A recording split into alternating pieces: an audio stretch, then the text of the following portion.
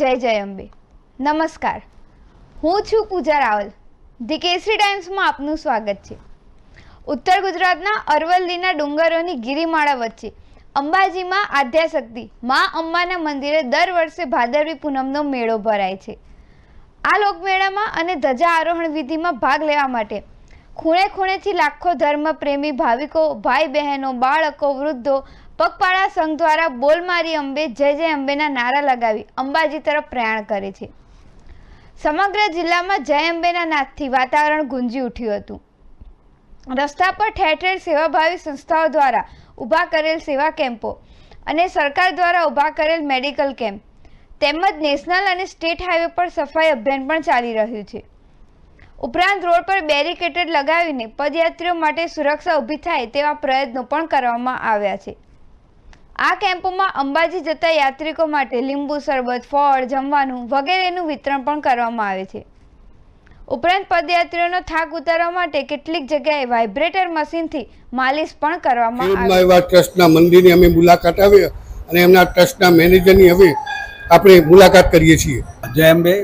આ ભાદરવા સુદ એકમથી પૂનમ સુધી માઈ ભક્તો દાહોદ, ગોધરા, પંચમહાલ, વડોદરા, અમદાવાદ, સુરત તરફથી જય અંબેના નાદ કરીને મા અંબામાના દર્શન કરવા માટે ખેડબ્રહ્મા અને અંબાજી જે પદયાત્રીઓ જાય છે એ ખેડબ્રહ્મા માતાજીના દર્શન કરી અને ભવ્ય શણગારેલા રથ લઈને અહીંયા થઈને મા અંબાજી જાય છે. દર્શન કરી ધજા ચડાવીને ધન્યતાનો અમે સવારથી દરેક દિશામાંની મુલાકાત લેતા જગતજનની જગદંબામાં ખેડમાં અંબાજીની મુલાકાતે પણ ત્યાંના પૂજારીનો હવે આપણે ઇન્ટરવ્યુ લેવાનું છે.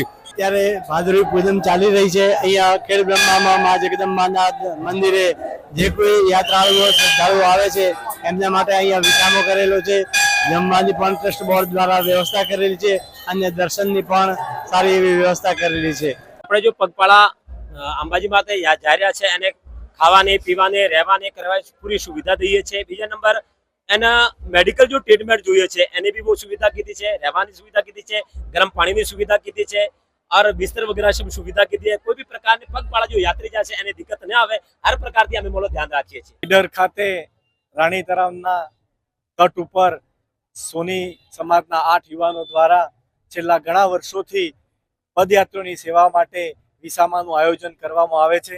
વિવિધ પ્રકારનો ચા નાસ્તો, મેડિકલની સુવિધા, આરામની સુવિધા અને ખૂબ સારી સુવિધા કોઈ પણ અન્ય વ્યક્તિઓ પાસેથી આર્થિક મદદ લીધા સિવાય પોતાના કમાયેલા પૈસામાંથી સદકાર્ય માટે વાપરવાની ખૂબ ઉમદા ભાવના સાથે આ કાર્ય થઈ રહ્યું છે. શ્રી અંબિકા ટ્રસ્ટ વડોદરા તરફથી આ ભંડારો સતત 18 વર્ષથી ચાલે છે અને આ જગ્યાથી પસાર થતા અમે ભૂખા સૂઈ ગયા હતા અને એને લીધે અમે આ ભંડારો માતાજીની પ્રેરણાથી શરૂ કરેલો છે અને અહીંયા દરરોજના હજારો પબ્લિક આવે છે. 24 કલાક અમારો ભંડારો ચાલે છે. આ ન્યૂ ક્લોથ માર્કેટના દ્વારા ભંડારોમાં આવે છે. એ બધા શેઠિયાઓ અહીંયા કામ કરે અને અહીંયાની બધા સેવા કરે છે, દિલથી સેવા કરે છે અને એમના ઘેર આજે 10 નોકર છે તો પણ અહીંયાની સેવા કરે છે. મંદિર જઈ રહ્યા છીએ. કયા ગામથી આવે છો બેટા? ડુંગરપુર, રાજસ્થાન. માત કી જય. નમસ્કાર, હું નીરુબેન પંડ્યા.